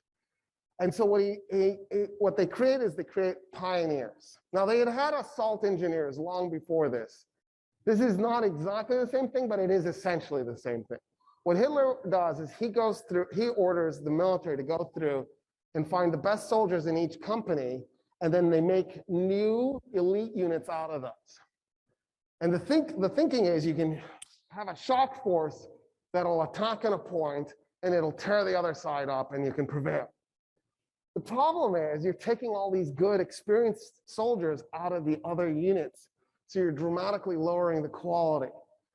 So if you have in a company of 120 men, if 12 of them are amazing soldiers, those 12 men will help carry the remaining 108 men. But if you take those 12 men and you put them into their own unit, there's nobody carrying the other 108 men. And so there was a severe quality loss for the remaining units. But this is what they did. And they took these pioneer units once the factories were captured and the regular military was exhausted. And they went after the remaining buildings because they're trying to get to the Volga, which is at the bottom of this map. That's all they need to do is get from building number 4 to the Volga. And then they'll have captured the factory. And so on November 11, they decide they've already captured some of the buildings. See that U-shaped building right there? That's the commissar's house. This is actually a piece of it. I know it seems like maybe sacrilege that I stole it. The Russians blew it up after the war, and it's just a pile of rubble. And it's still sitting there as a pile of rubble. I didn't feel any guilt whatsoever. They did take a piece of it, and they put it in a museum. So that's the commissar's house. The Germans decided to attack at night because they didn't want to be seen. When they approached the building, they couldn't figure out how to get into it. And so what they did was they laid down in the shell holes that were surrounding the building and waited. The sun came up and the Russians, so there's a ground floor, a first floor, and a second floor. I'm doing it that way because that's how Europeans do it. In the United States, right, we do first floor, second floor, third floor, but I want to keep it consistent. There were Russians in the second floor. There were Russians in the third floor. And those Russians saw the Germans in the shell holes and just opened fire on them. And so the Germans were forced to run away. So on November 11, on November 12, the next day, they decided to do a counterattack, the Germans do, to try to take the commissar's house. And I'm giving you the commissar's house as an example of just kind of how nasty this gets. So they decide to start the attack by pulling up tanks, that Sturmgeschütz that I showed you earlier with the stubby little gun. They bring those things up. And then they set up machine guns and they just open fire on the top floor with the tanks and the machine guns. They just blast them. And then once they do that, the pioneer units decide to run right into the U, right into that courtyard, just straight in. Well, the Russian defenders thought nobody would be stupid enough to run into the U, right? Imagine that this is it. There's windows. So as you're running through here, if you had defenders, they would just blast you with crossfire as you're running through the main courtyard because the door is on the other end. So the Russians are like, yeah, nobody's that stupid. Nobody will do that. And so they didn't bother to defend it. So that's not a good idea. Like if there's a stupid thing somebody could do, definitely prepare for it. So the Germans run through the courtyard. They get to the door. They're like, what happened? Why didn't they shoot at us? They go to the door expecting to find the door barricaded. They had brought satchels full of explosives. They were going to just blast the doors open. They didn't bother to barricade the door. So the Germans open the door. They walk into the foyer of the commissar's house. And they're like, wow, this is bizarre. It's too eerie. So then they decide, okay, they decide to barricade. They barricade the flanks so that if the Russians come up, because they know the Russians are in the basement. And they figure the Russians are on the second floor, or on the third floor, the top floor. So, but they thought there would be Russians on the ground level too, because to prevent the Germans from entering the building, but that didn't happen. So they barricade up to prevent the Russians in the cellars from coming up. And then they send men to the top floor. The Russians up there were all already dead from the machine gun fire and the tank fire. So now the Germans are like, all right, all we got to do is dig these guys out of the basement. So when the Russians found out what happened, they actually attempted a counterattack, but because the Germans had barricaded, they managed to push the Russians back into the basement. They got them off the ground floor. The Germans then went to the staircase and were trying to shoot at the Russians underneath, but they couldn't because the Russians had backed up in the basement, and the Germans had flamethrowers. I love flamethrowers, by the way. Like at some point in human history, there was a dude who's like, you know, it would make my day if I could put flame on that guy over there. That would just really bring cheer and joy to me. I'm going to invent a flamethrower. Actually, for the record, it was a Syrian refugee who created the world's first flamethrower. He did it for the Roman Empire. There was a contest on how to prevent the Arabs from capturing Constantinople. And a Syrian refugee went, I have an idea. And he put heated compressed oil in a copper container and then had a nozzle on the end. And they just lit it on fire as the compressed oil would come squirting out, and they set the Arab fleet on fire and kept Constantinople in the fight for a few more centuries. So next time you're rejecting a Syrian refugee, you might want to rethink that. Like the Germans, they figured it out. They're like, oh yeah, history tells us you should always let Syrian refugees in. Anyway, the Germans had flamethrowers, and they're trying to hook the flamethrower through the staircase to get the Russians in the back of the basement, and they can't reach them. So the Germans are like, what the hell should we do? Somebody comes up with a genius idea. They went and they got a jerry can, which, since the Germans invented it, I'm assuming is jerry as in German, but I don't know. They got a jerry can, a gas can that the kind that you put on a vehicle so you have a spare supply of gasoline. They went and they got jerry cans, and they took satchel charges and they put them on the floor in places around the commissar's house, and then they detonated the satchel charges, making holes in the floor, and then they took the jerry cans and they dropped them down and they detonated them, and so there's giant fireballs, and it just murders a bunch of the Russians down below. And then, to add insult to injury, they took these glass chemical weapons that they had. They didn't kill you, they just made you sick. And they were designed specifically for use against tanks. You would drop them underneath the tank, and then the chemicals would go into the tank, and the crew would just get really sick, and so they'd evacuate the tank. So they dropped those down there, thinking that the Russians would come out. And after a couple of days of fighting, 10 of the Russians who were still alive escaped through a window and got back to the rest of the Russian forces, and they continued to fight.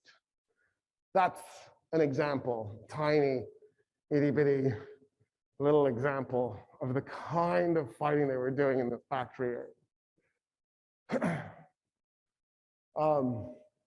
For the record, those rectangular buildings, the smaller ones in between the commissar's house and the factory, that was housing. That's where the workers and the management lived. Isn't that neat? All right, next. So this is what the inside of the factories look like. Not in great shape. Look at how small that German soldier looks compared to that factory. I mean, the scale of this stuff was just insane. And it just demoralized the Germans. They'd look at this and they go, oh my God, what the hell are we doing? Next. Again. All right, so you can see the commissar's house in more detail here, but I want to add a couple more details to the struggle. So this gully right here, Rolik Gully, there were 3 Russians. The German front line actually came right up to that gully. The Germans actually built trenches on top of the gully. There were 3 Russians who had dug a cave into the gully, and what they were is they were forward artillery observers.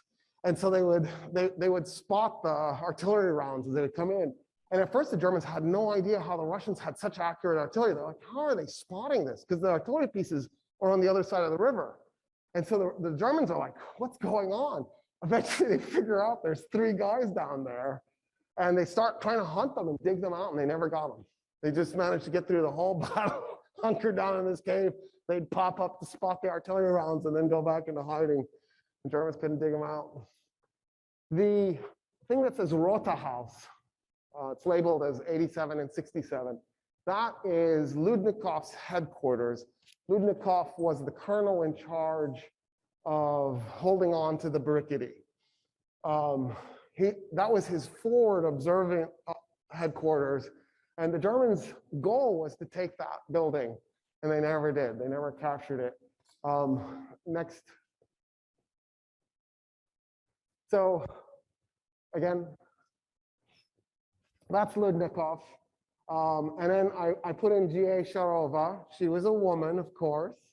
Women were used as phone operators. They were used as med techs. They would run into battle, and they'd pull the wounded soldiers. They drag them back to tend to them. Women took huge casualties at Stalingrad, and it's because they played a frontline role. They played a major role. Anyway, this is Ludnikov in that building that I pointed out earlier, the Rota house. Again, this is it. That's what's left of it today. And that was a younger me in the white. When we were there, it's in 2007, this woman walks up to us. And she says, "So why are you here?" She was really curious. And we said, "Oh, we're doing a battlefield tour." And she goes, "Oh, I was a kid right here." And we go, "Oh, do you mind telling us your story?" Because we were like, anytime we met anybody who had been alive during the battle, we wanted to talk to them. And she said, "Yeah, so I wasn't actually living here." She had gotten separated from her family at some point and ended up wandering into the Brickety. She ends up in the factory district. And as the Germans overran the Russian position, she just was hiding.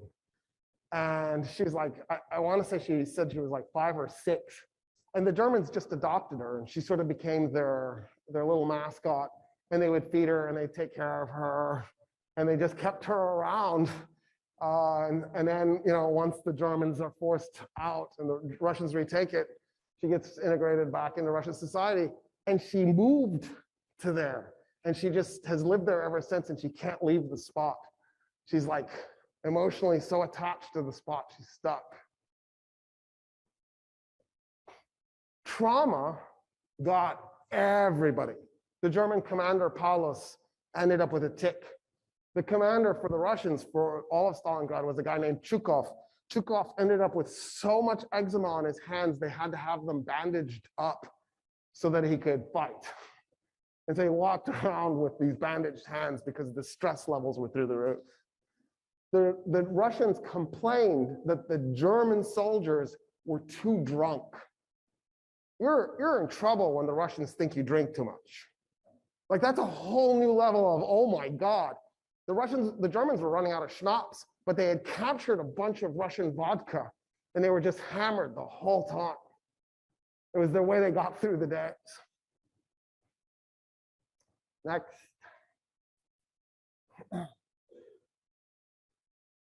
All right, so this is the maximum extent that the German military got to in the Brickety gun factory area. And you can see they actually came down, they got to the shore.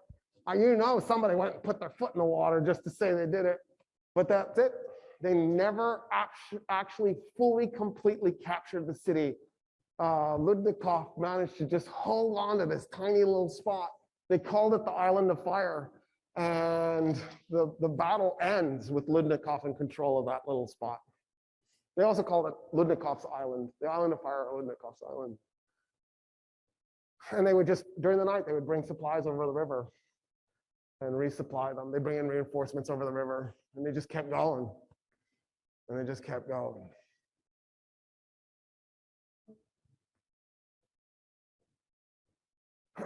All right, next. Keep going.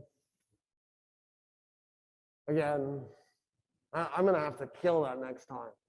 All right, so one more. So the Russians are going to counterattack. It's called Operation Uranus. As the Germans are finishing off the Brickety, Paulus is calling up high command. He's calling up the Wehrmacht. And he's saying, you got to let us retreat. We can't hold the city. There's no way. Things are starting to crumble around us. You've got to let us retreat. Hitler says, absolutely not. You are going to hold Stalingrad. You are going to keep it. Paulus is on the phone saying, we don't actually have the whole city. The Russians are just too tenacious. We're never going to completely capture those last few inches. And we're going to get surrounded by the Russians, and we're going to be destroyed if you don't let us retreat. Hitler said, absolutely not. Under no circumstance are you to retreat. And so Paulus stays in Stalingrad, even though he knows it's hopeless.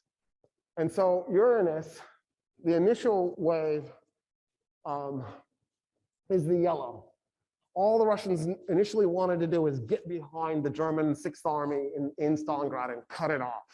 And then from there, they then did the orange, where they made it impossible for the Germans to ever get back to Stalingrad. And eventually, Paulus is going to surrender. The spot that they meet at is on the river. It's really close to a river, I should say. When they met, the camera crews weren't there to film it. So the Russian army actually pulled apart. They set up the camera crews, and then they had them charged together, and they refilmed it so they could film the moment when the Russians encircled the Germans. That spot today, there's a canal, and it's the Don-Volga Canal. It connects the Don River to the Volga River. It was built by German slave labor after the war.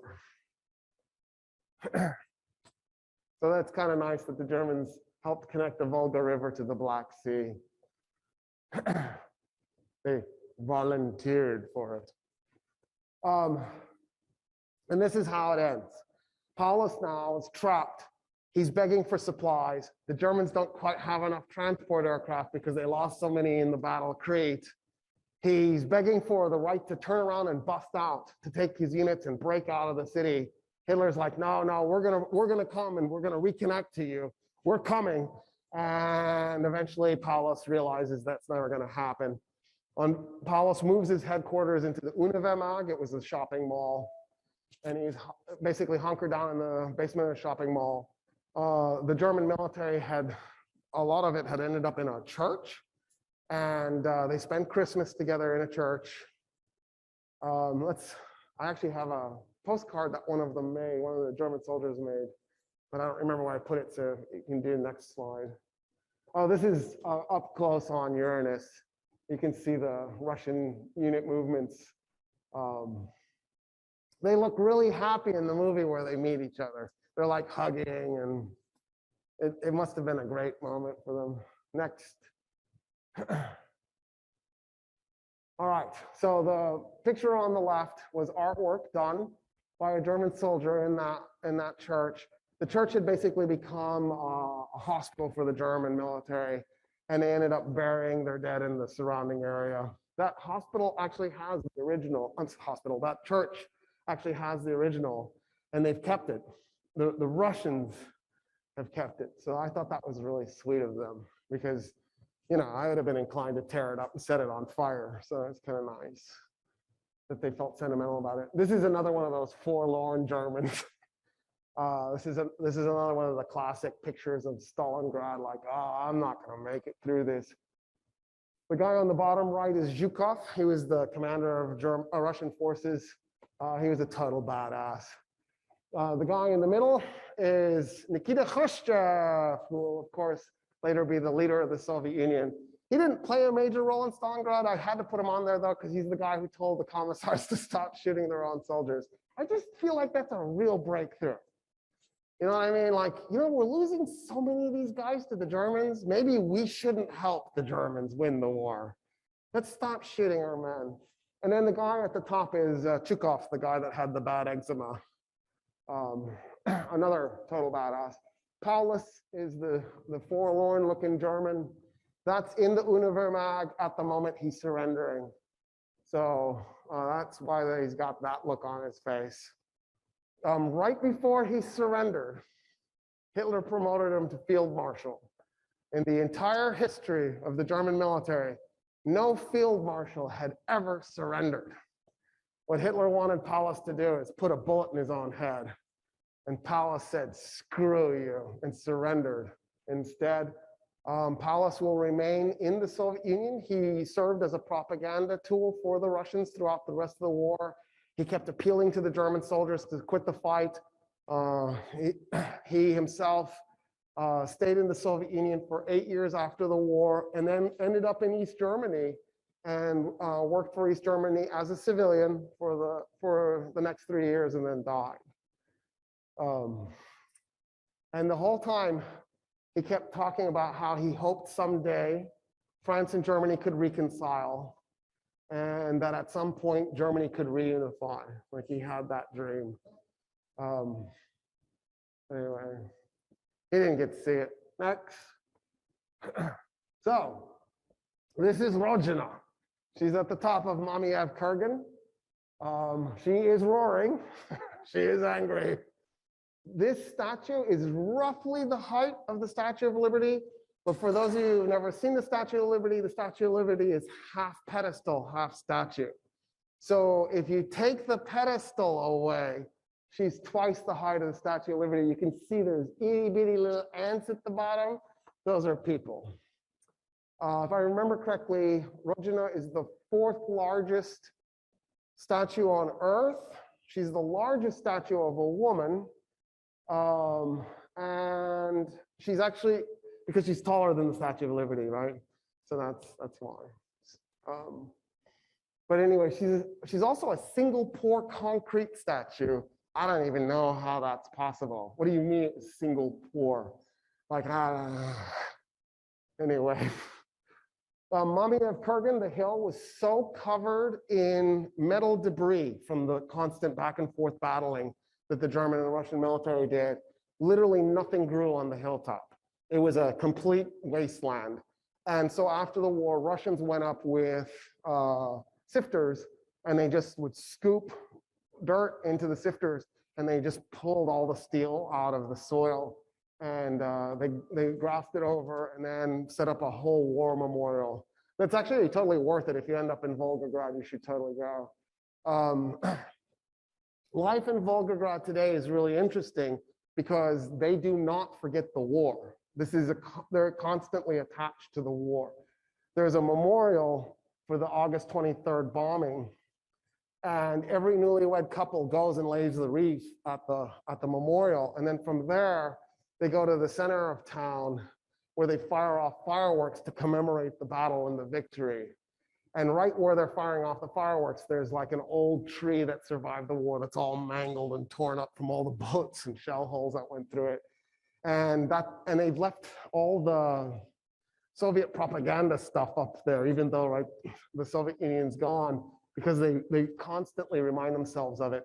And where the ferry landing was, where the 13th Guards Rifle Division was landing and being slaughtered in the water, they have public concerts, free public concerts there.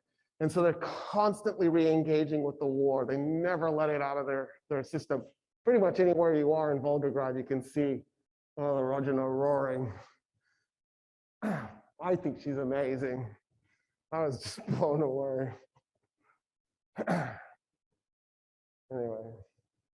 All right, next.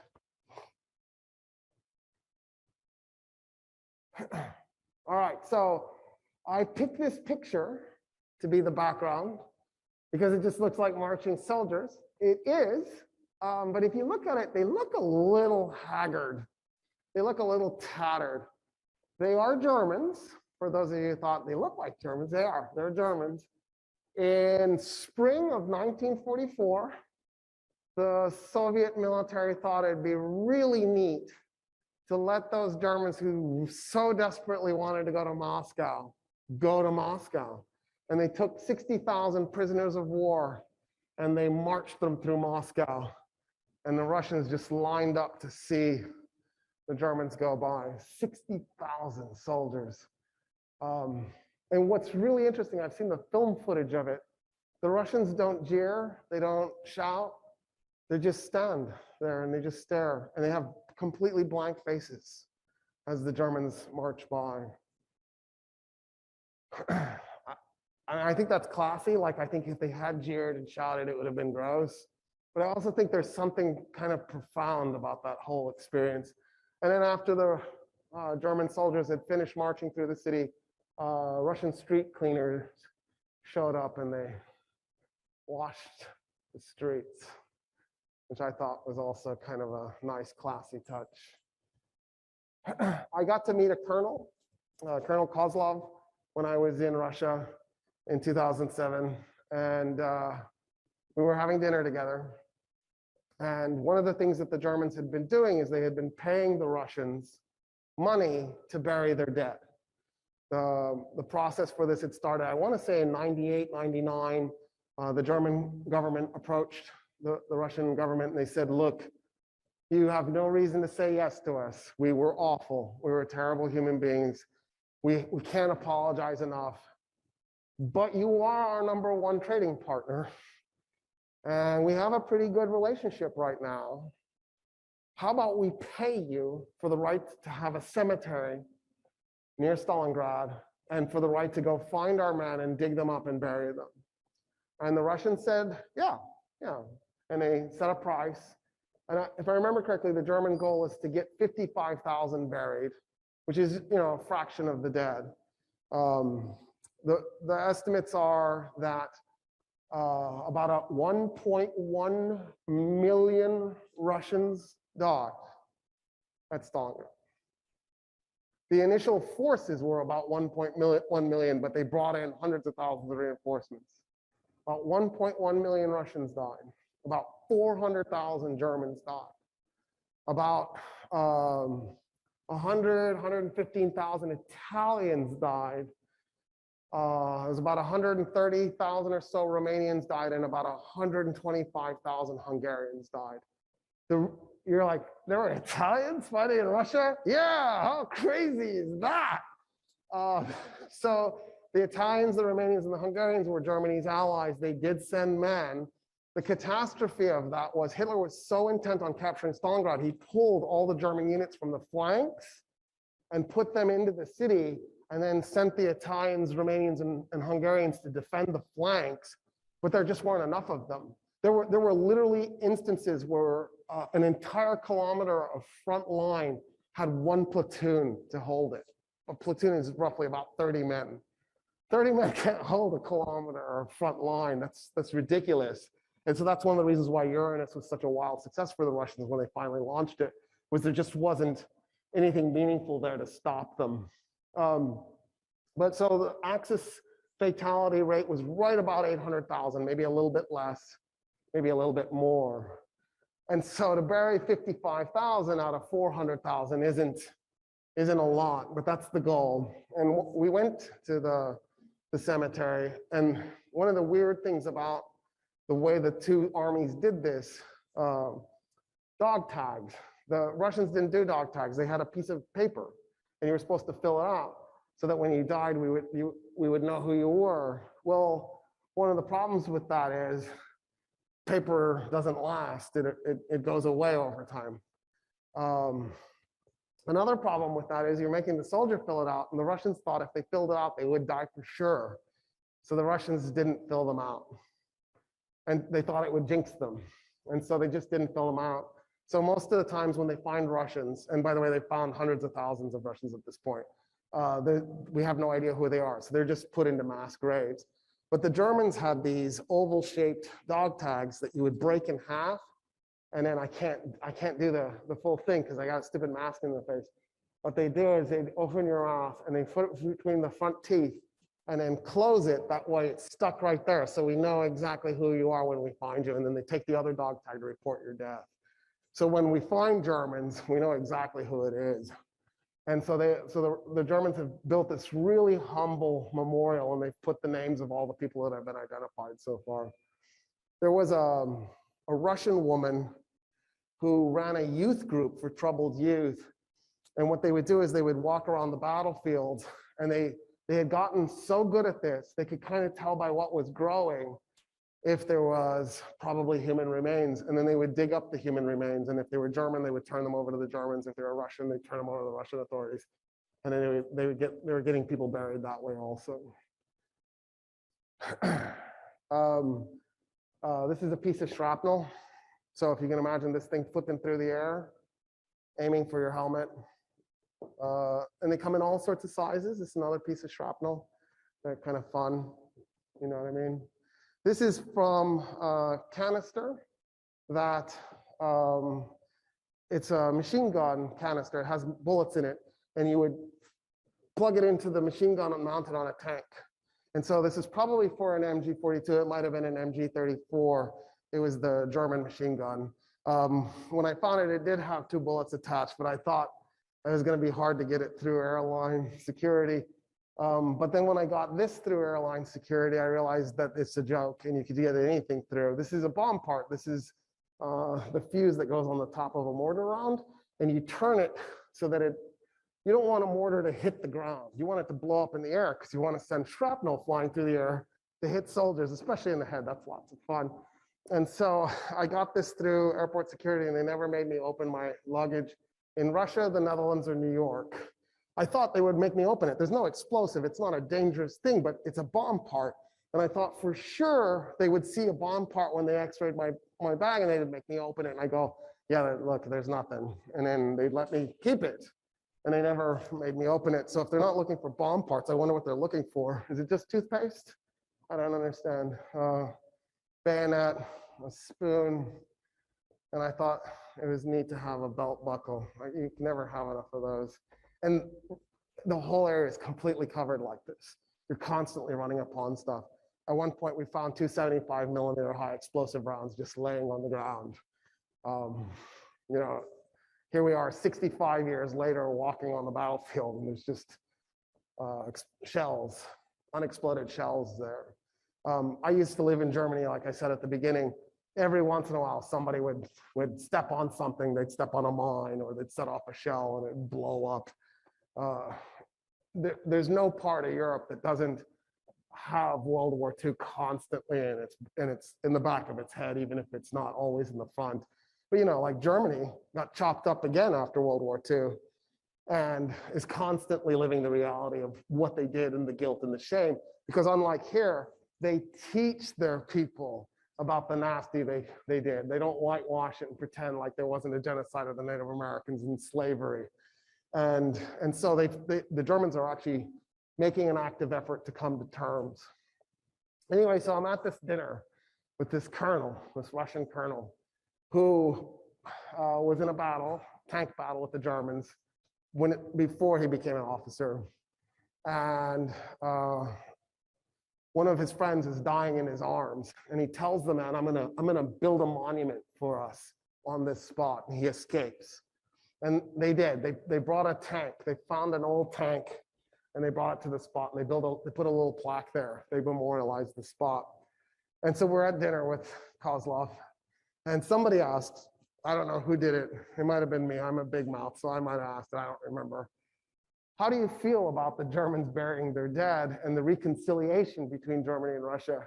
And he said, the Germans can go to hell. They came here to kill me and my people. I want nothing to do with reconciliation. At that point, I didn't admit I was part German. I just left it alone. But I kind of also got it. Because by the time you looked at all the carnage, it's a big leap to be able to just go, I forgive you. I think it's probably a good thing to be able to do, because then you're not carrying around all that anger anymore. But I think it's a difficult thing to do. Anyway, do we have time I meant to give time for questions. We don't really have time. I'll field a couple of questions, but if you need to escape, please feel free to do so. I won't think you're rude.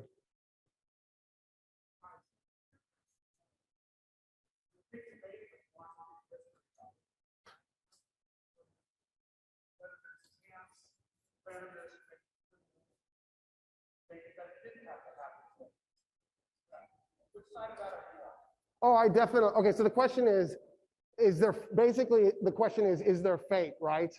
That there was a historical path, we're on it, it had to turn out the way it did. I totally don't believe that at all. I think at every step, there was a decision that was made, and had a different decision been made, history would have turned out differently. And one of the things that I've always been fascinated by was, like, what if Hitler had a 3-digit IQ? And I think at the end of the day, there was a chance the Germans could win, even though it was a really small one. They had, like I said at one point, they had to do the perfect war to win.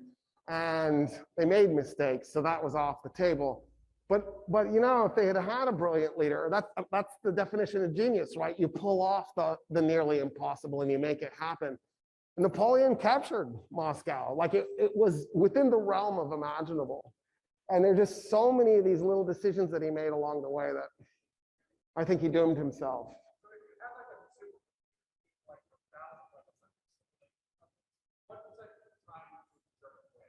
5. Yeah, what? Oh, just the Battle of Stalingrad? Oh, I don't know. 1. So the question was, out of 100 times, if you did this as a battle simulation, how many times did the Germans win Stalingrad? So here's the weird thing. In a way, the Germans did win Stalingrad. So this is why I hesitated in answering, because it's a complicated question. Like, Ludnikov had this tiny little piece of territory left. The Russians had these little bits of the river left.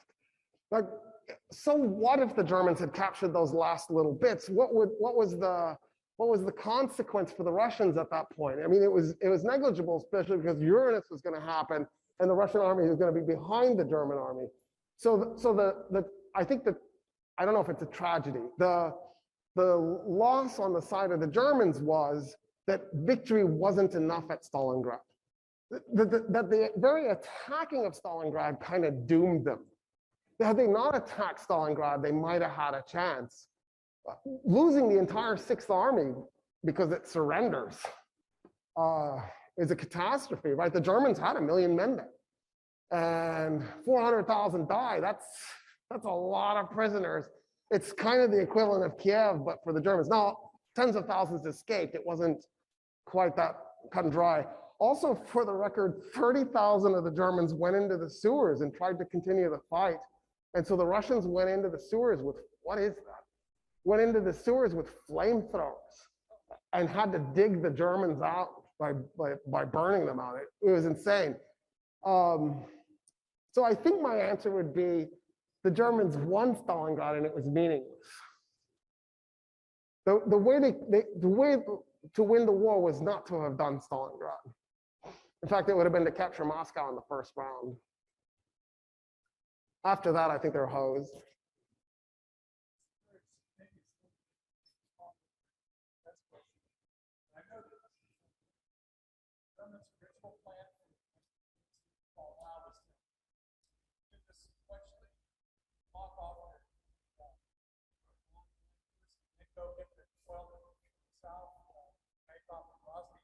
Instead, Hitler decided to do both at the same time. Demonstrated that.